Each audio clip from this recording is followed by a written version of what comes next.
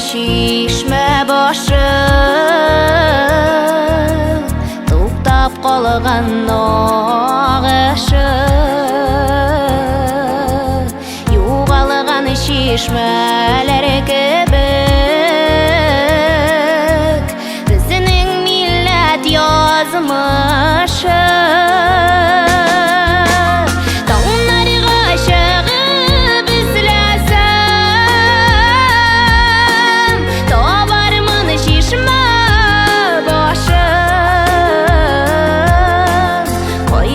Bizning şişme diye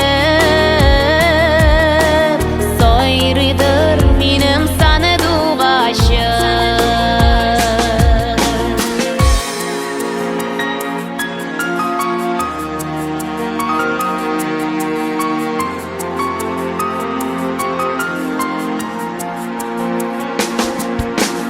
Balıtırganlar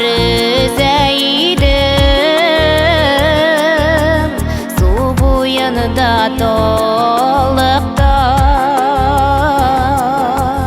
Yolsuz jirlerde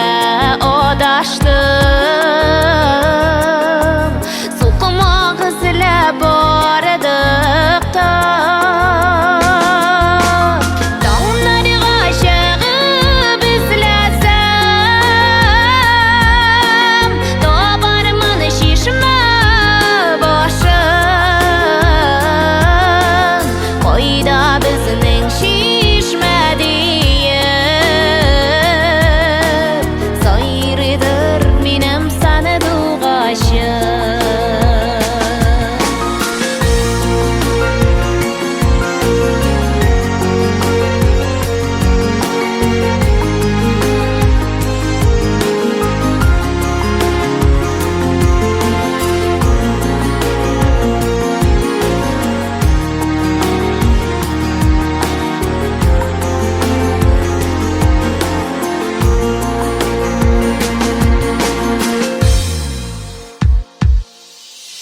Tobar idim şişme başın Ulaklar kuyar işin Şu şişme bu yana kilip Sabırlık jiyar işin